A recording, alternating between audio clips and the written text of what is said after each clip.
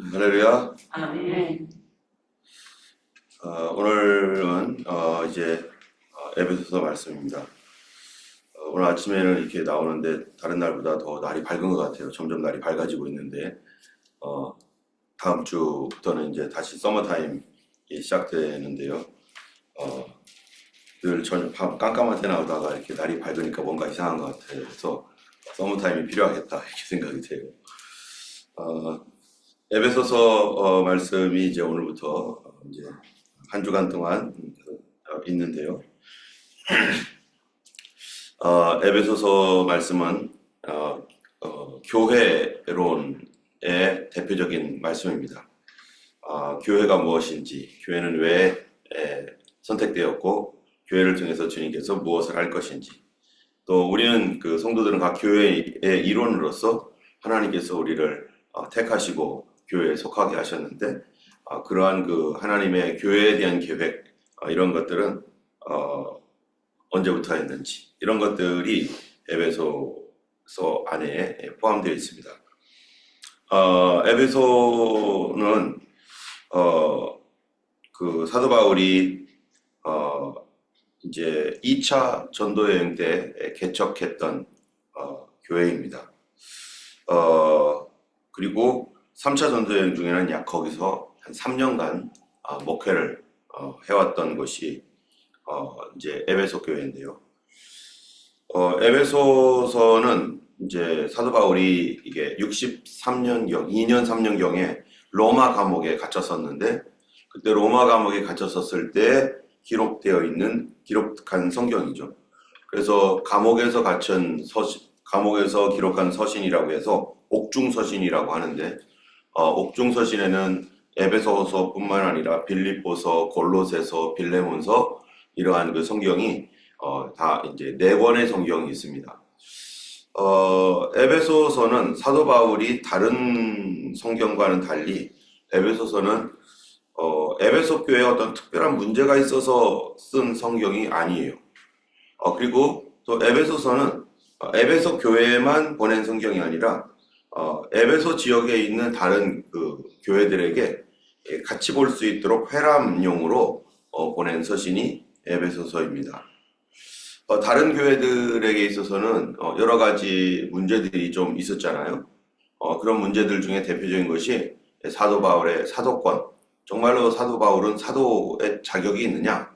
두 번째로는 사도 바울의 복음 진리, 사도 바울이 전한 그 메시지에서 가는 곳마다 우리가 그전에도 갈라디아서, 고린도전서 봤던 것처럼 자꾸 복음에다가 다른 물을 타가지고 복음을 물타기 해서 복음이 희석되게 만들고 복음이 변질되게 만들었던 그러한 그 일들이 다른 교회들은 계속적으로 있었습니다.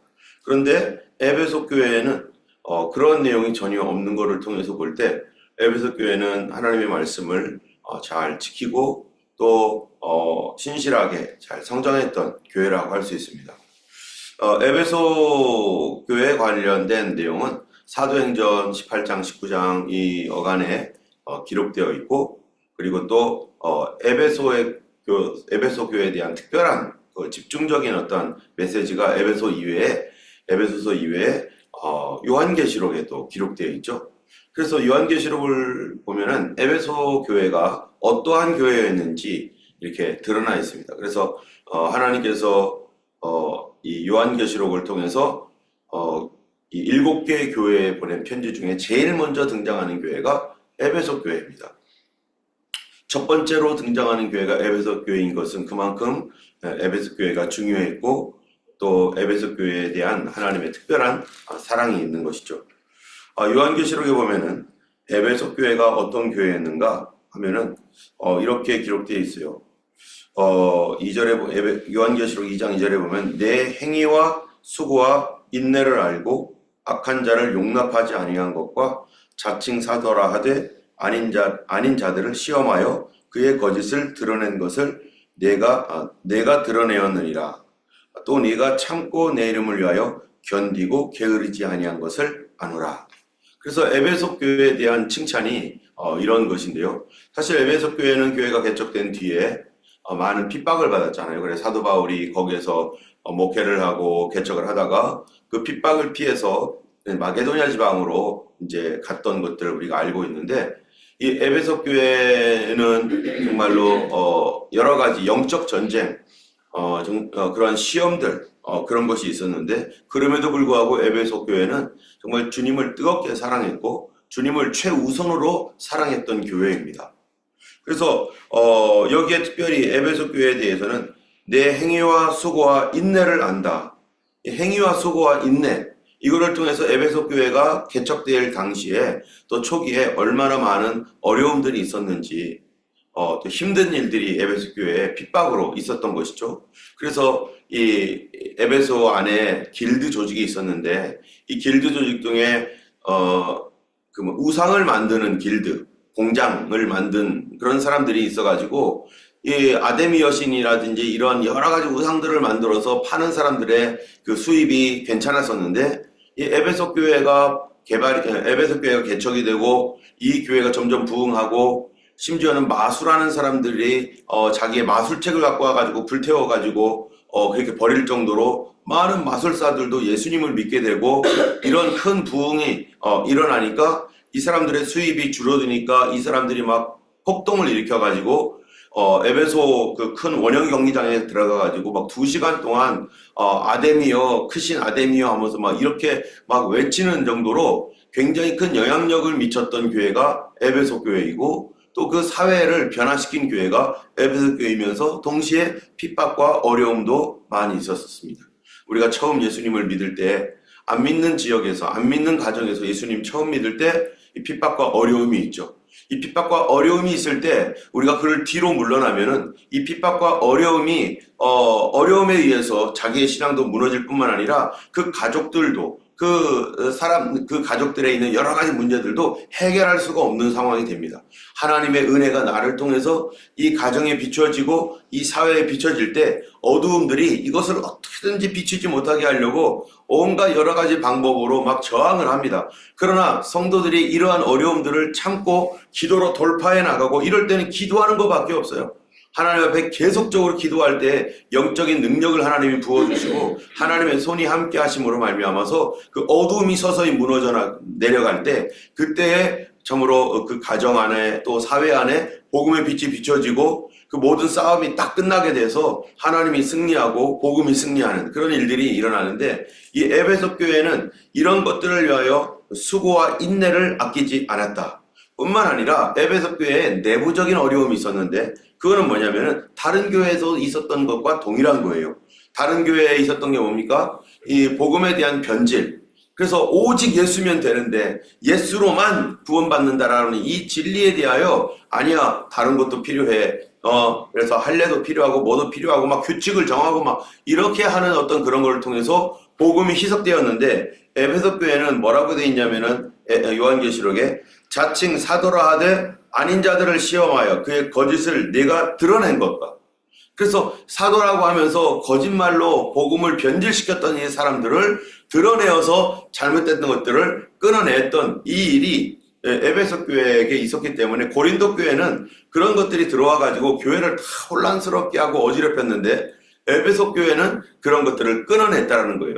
그래서 에베소 교회가 영적으로 성숙한 교회, 그리고 영적 전쟁에서 승리한 교회, 이런 교회였고, 또 책망 중에서도 보면은 에베소 교회가 어떠한 교회였는가를 이게 나타내는데, 그러나 너를 책망할 것이 있나니 너의 처음 사랑을 버렸느니라. 에베소 교회에다가 이 사도 바울이 편지를 쓸 당시에는 에베소 교회는 처음 사랑을 가졌던 교회라는 것이죠.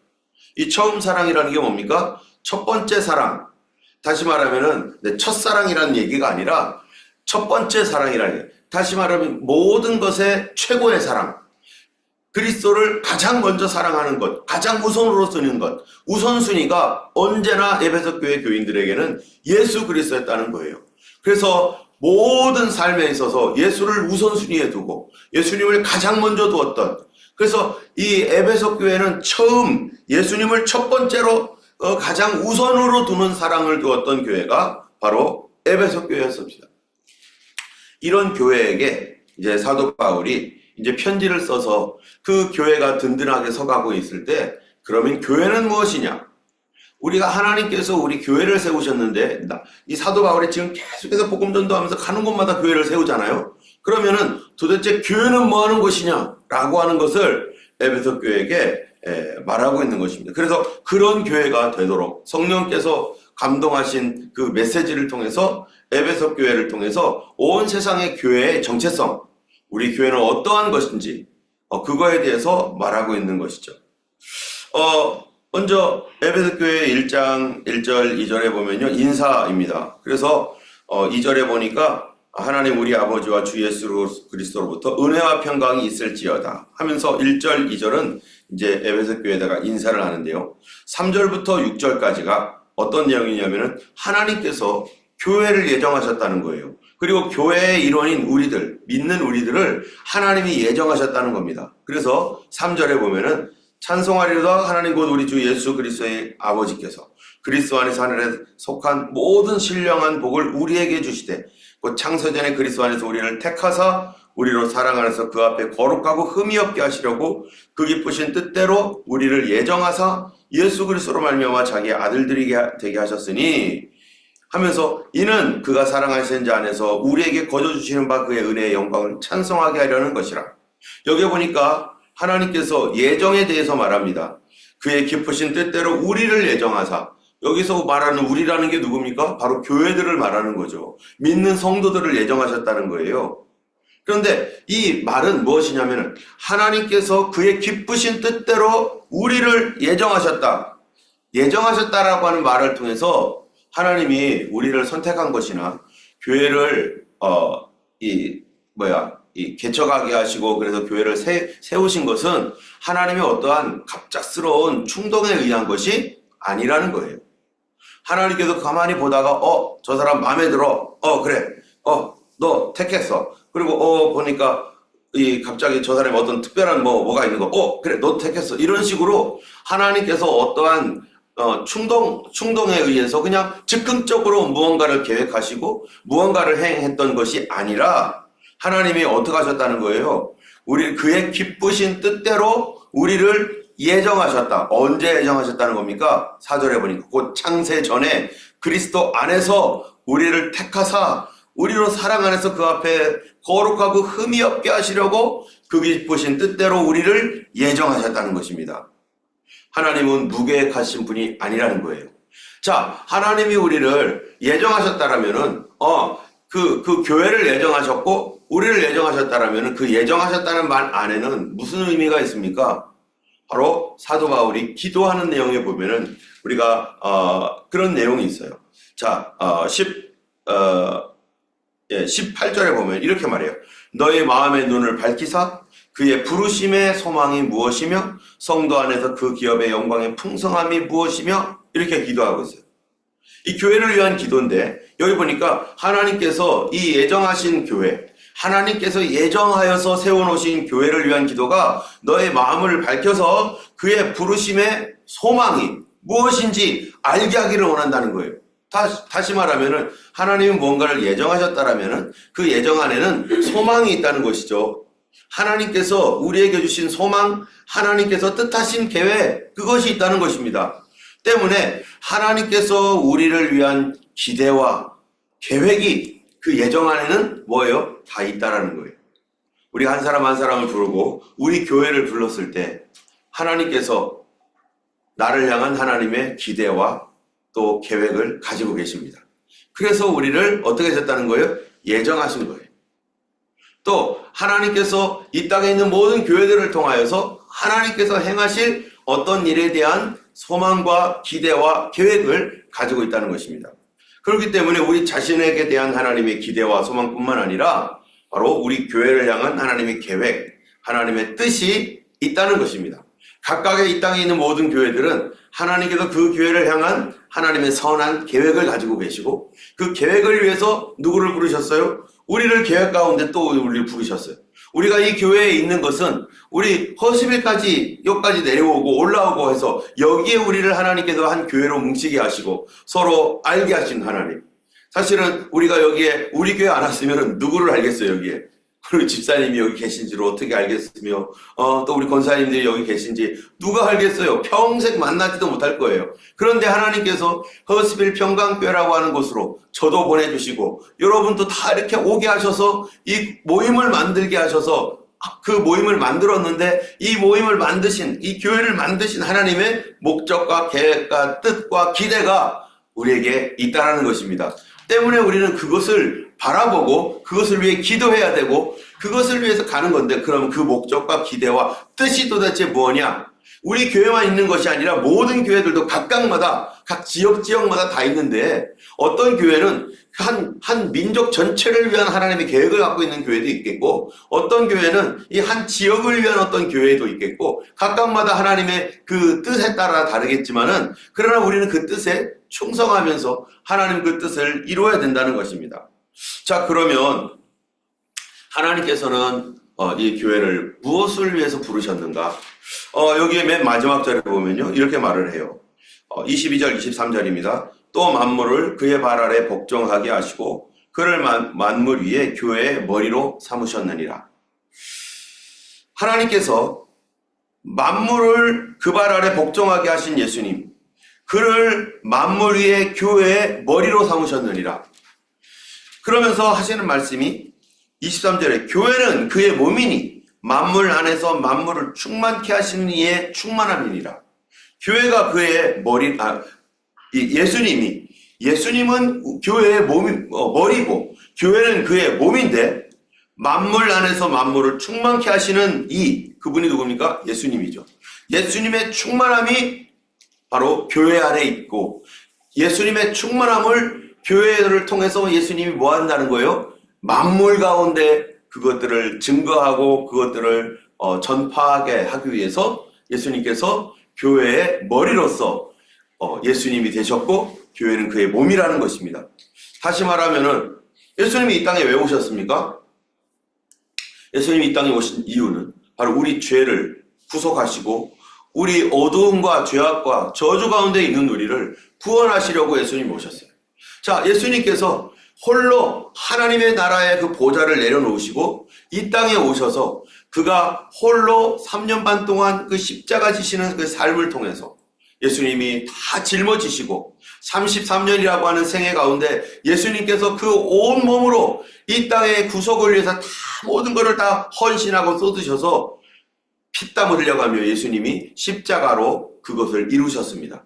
맨 마지막 한 주간 동안에 그 십자가를 통해서 피와 땀과 물을 다 쏟아내시고 예수님이 십자가에서 우리 구속을 완벽하게 이루시고 죽으셨어요. 그래서 만들어진 것이 뭡니까? 그래서 이루어진 것이 구원이라는 거예요. 우리 죄를 위한 구원이 예수 그리스도를 통해서 완성이 되었습니다. 그런데 이 구원이 나의 구원이 되려면은 우리가 그걸 어떻게 되는 거예요? 예수를 믿어야 되는 거죠.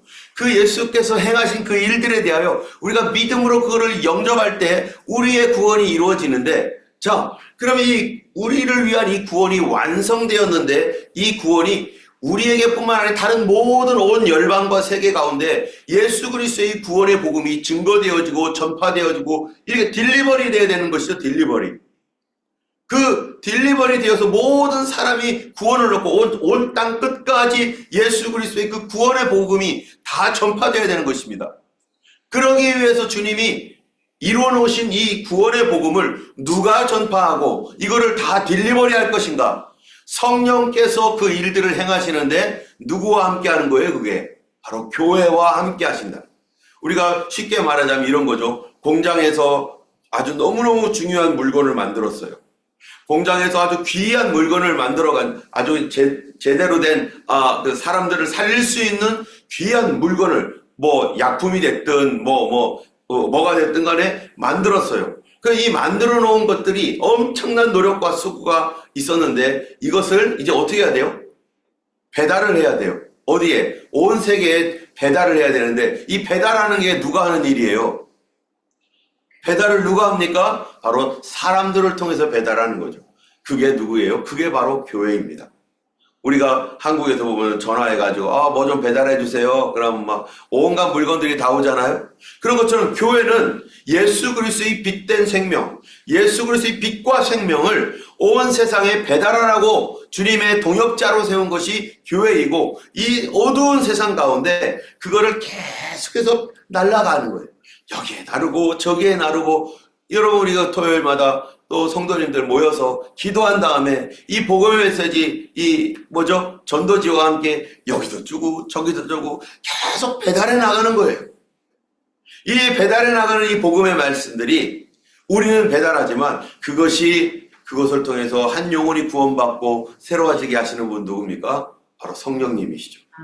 우리는 이 일을 여기도 배달하고 저기도 배달하고, 그래서 초대교회 때 이 어두워져 있는 이 세상 가운데 십자가의 빛이 생겼고, 예수 그리스도의 생명의 복음의 빛이 이제 12사도들을 통해서 시작되어서 예루살렘 교회가 시작되었는데, 이 어두운 세상에 마치 횃불을 들고 여기 가서 붙여주고 저기 가서 붙여주고 하면서 사마리아의 교회가 생기고 안디옥의 교회가 생기고, 또 사도 바울을 통해서는 또 어디로 가는 거예요? 이게 루스드라, 더베, 에베소, 고린도 하면서 유럽 사회로 점점 전파되어지고, 마태는 전세례에 하면은요, 마태는 러시아까지 가가지고 복음을 전했고, 또 도마는 인도에까지 가서 복음을 전하고, 그리고 이 동방으로 계속해서 복음이 전파되어서 심지어 신라 시대 때는 한국, 조선, 이 신라 땅에 경교라고 하는, 가야국의 경교라고 하는 곳까지 있게 되어지고, 또 아프리카 온 유럽과 온 세계 가운데 복음이 전파되는데, 이거를 누가 배달하는 겁니까? 이 횃불을 들고 막 계속 뛰어가는 거예요. 여기도 전파하고, 받는 사람들마다 거기서 불이 붙어지고, 그래서 교회가 생겨나고,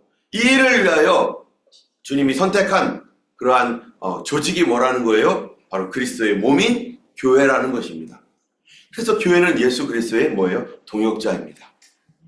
예수님이 오시는 날까지 교회는 주님의 그 복음을 가지고 여기저기 뛰어다니면서 증거하라고, 전파하고 배달하라는 배달꾼이죠.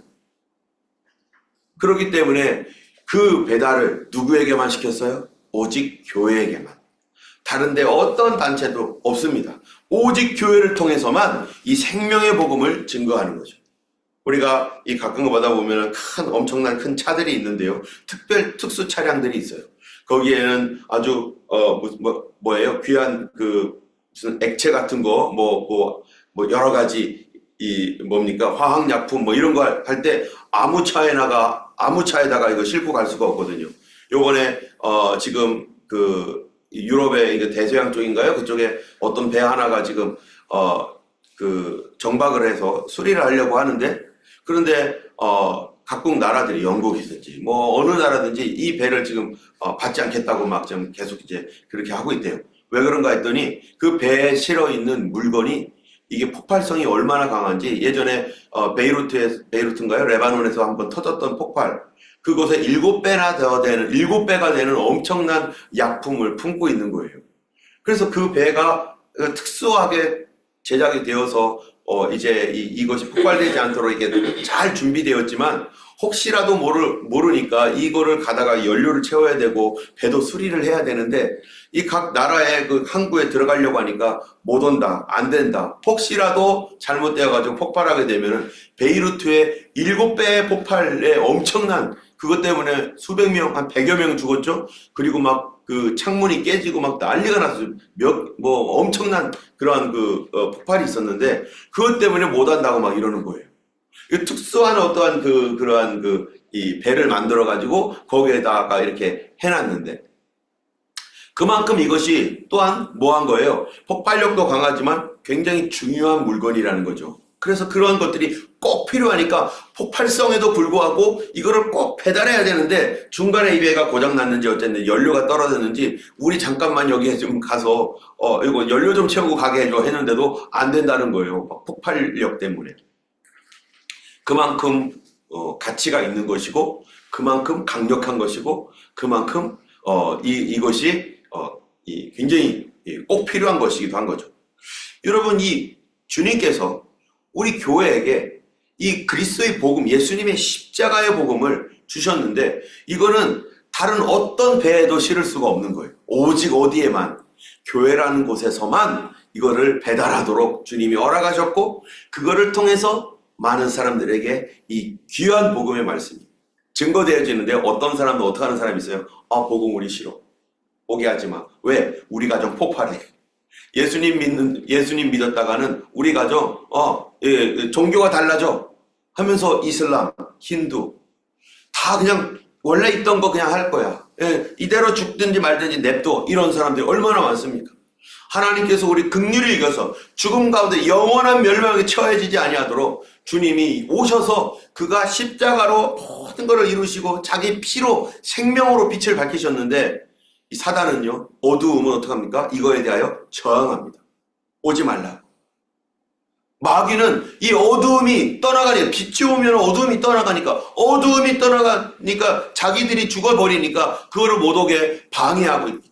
그래서 에베소에 이런 방해들이 있었지만, 그러나 교회는 계속해서 이 복음을 통해서 죽어가는 영혼들, 깨진 가정들, 또 상처난 사람들을 구원하고 변화시키고, 그래서 그리스도의 교회로 완성되어 가도록 계속해서 지금 그 복음이 에베소뿐만 아니라 온 세계에 들어가서 역사하고 있는 것입니다. 이 복음을, 이 귀한 복음을 증거할 그러한 사명은 어디에만 줬습니까? 교회에만, 이 딜리버리 하도록 면허증을 교회에만 주었고, 이 교회는 예수 그리스도의 동역자로 오늘도 우리는 이거를 가지고 여기저기 배달해 가는 것이죠. 그래서 여기에 보면은 주님은 그 일을 위하여 이제 우리에 대한 기대와 소망을 가지고 하나님께서 그 일들을 행하고 계십니다.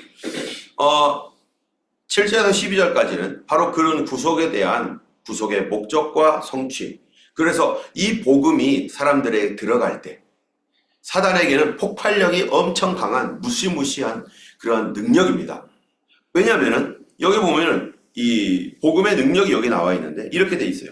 3절에 찬송하래도 하나님 곧 우리 주 예수 그리스도의 아버지께서 그리스도 안에서 하늘에 속한 신령한 복을 우리에게 주시되, 이 복음을 통해서 뭐를 주시는 거예요?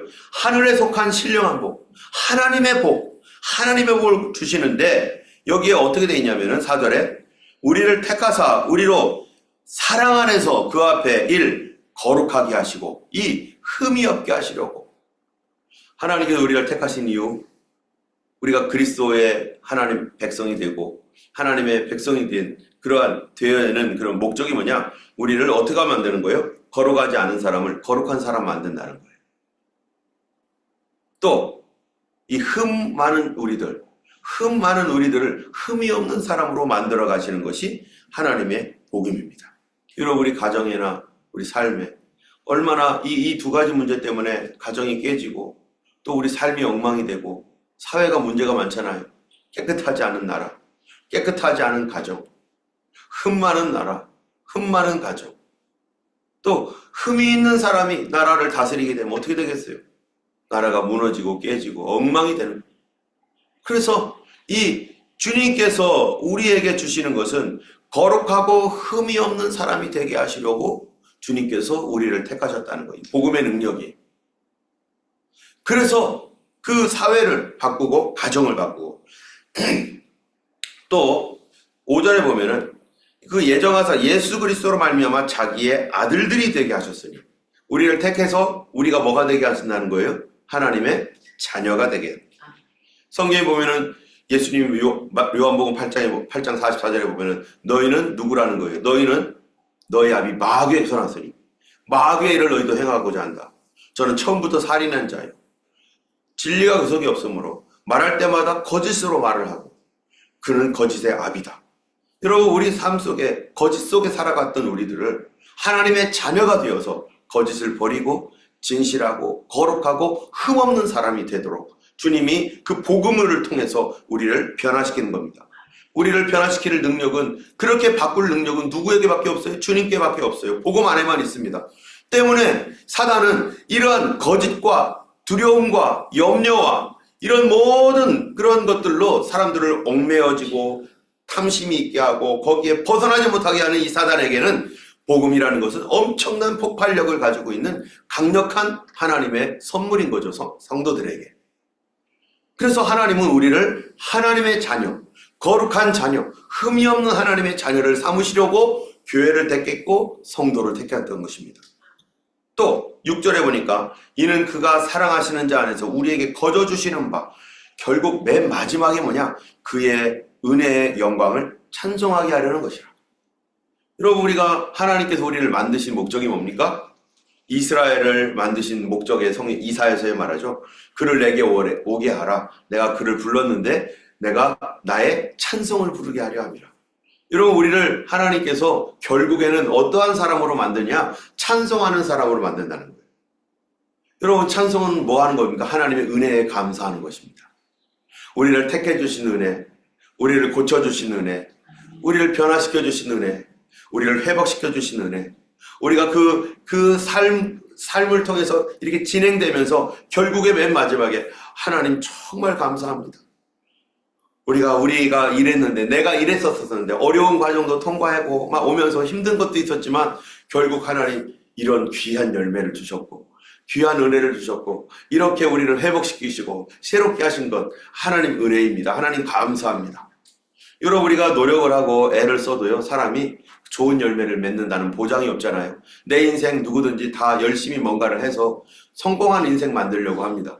그런데 성공하려고 하는 사람들은요, 전체 뭐 1%, 2%밖에 안 되잖아요. 나머지는 다 그냥 다 무너지고 깨지고 그냥 살아가는 거죠. 우리가 노력한다고 해서 보장이 없어요. 그런데 예수 그리스도 안에서 우리 주님은 우리를 위하여 완전히 보장을 해주셨어요. 뭐 하도록? 너가 승리할 것이다. 너가 성공하게 되고 승리하게 될 것이다. 그래서 어떻게 한다고요? 하나님을 찬송하게 될 것이라고. 그 보장은 누구로부터 온 겁니까? 예수 그리스도로부터 온 것이고, 하나님의 선택 가운데 있었던 것이고, 하나님께서 우리를 예정하셨던 그 은혜 안에 이미 그리스도 안에서 우리는 승리가 보장되어 있고, 그리스도 안에서 우리는 하나님의 그 예비하신 그 은혜 안에서 주님의 뜻이 우리 가운데 이루어짐으로 우리는 결국 뭐 하도록? 하나님을 찬송하며 하나님을 은혜에 너무 감사합니다. 제가 늘 이렇게 예전에도 말씀드렸지만 제가 소원하는 것 중에 하나는 뭐냐면은 후회하지 않는 삶. 결코 내가 내 인생 마지막에 정말 그 전에 주님 안 오시면 뭐 제가 먼저 가야죠. 그러면은 제가 내 인생 마지막을 돌아보면서 죽기 직전에 내 인생을 돌아볼 때 너무 감사합니다. 하나님 은혜 참 감사합니다. 저는 후회 없습니다. 이렇게 살고 갈 거예요. 그렇게 갈 줄 믿습니다. 그것은 우리가 이 세상에 살면서 맨 마지막에 이것도 후회스럽고 저것도 후회스럽고 이것도 잘못했고 그러면서 후회하면서 간다라면 그 인생은 실패한 거죠. 우리가 하나님 너무 감사합니다. 내가 후회함이 없습니다. 내 인생 후회가 없습니다. 그랬다면 그 사람은 정말 행복하게 산 것이고 나중에 뭐예요? 하나님 앞에 찬송하며 가는 거죠. 찬송하며. 우리 주님이 우리를 뭐하는 사람 만들려고요? 그의 은혜를 찬송하는 사람 되게 하시려고. 내 삶에 이렇게 개입하셔서 도와주시고 우리 가정을 도와주시고 내 인생을 도와주시고 우리의 부모님을 도와주시고 우리 자녀들과 내 기도를 응답해 주신 하나님, 그런 하나님을 찬송하게 하시려고 우리 주님은 우리를 택하셨습니다.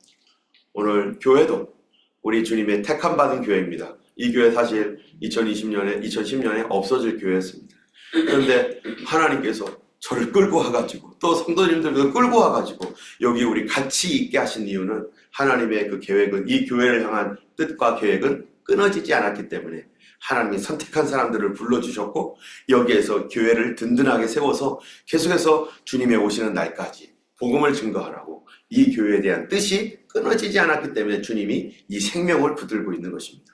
오늘도 우리를 이곳에 불러주시고 또 우리를 통해서 하나님이 기대하고 계획하신 그 뜻이 이루어지도록, 그리고 우리 삶에 하나님 항상 찬송하는 삶이 되고 우리를 찬송케 하는 사람으로 부르셨사오니 감사합니다 하며 이 시간 우리 기도하고 또 미니 DTS를 통해서 하나님께서 계획하실 그 뜻이, 나를 향한 하나님의 선한 계획과 뜻이 이루어지도록 또 기도해 주시면 감사하겠고, 우리 베니가 이제 내일 모레 한국으로 가는데 감사하게도 기도하면서 하루 3번씩 베니가 기도하고 있습니다. 자기 머리를 고쳐달라고 기도하고 있는데 그 엄마가 어제 올린 그 기도 제목을 보니까, 기도의 내용을 보니까 베니의 머리가 엄청 그 아픈 두통이 많이 사라져서 일주일 내내 머리가 아파가지고 막 통증을 호소하고 그랬던 아이가 이제 지금은 일주일에 두 번 정도 이렇게 머리가 아프다고 얘기를 한대요. 그 옛날에는 일주일 내내 그랬는데 그런 것들이 엄청 줄어들어서 지금 점점 좋아지고 있습니다. 기도하면서 이 아이가 하루에 3번씩 기도하고 있어요. 우리 여러분, 그리고 그 아이가 기도하면서 뭐까지 기도하느냐? 세상에 있는 모든 아픈 사람을 위해서 기도한대요. 지금 하나님 다른 사람도 아픈 사람도 고쳐달라고 기도하고 있대요. 이거를 통해서 베니도 자기 자신도 깨끗하게 하나님의 은혜로 고침받아서 엄마 기도 제목이 뭐냐? 자기를 고쳐주신 하나님을 만나도록 베니를 위해서 기도하고 있습니다.